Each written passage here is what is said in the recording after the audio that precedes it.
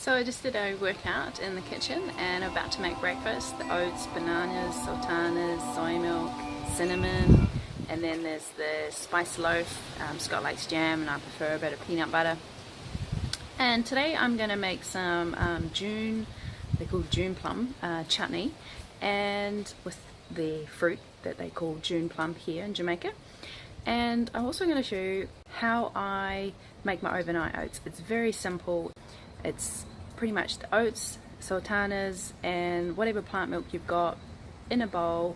Like you can put it in two separate bowls, obviously, if you're making it for two people. I just put it in one big bowl and then I've got room to mix it all around. And I just put it in the fridge and let it sit overnight and then get it out and do with it as I wish in the morning. It's very, very simple and very, very cheap.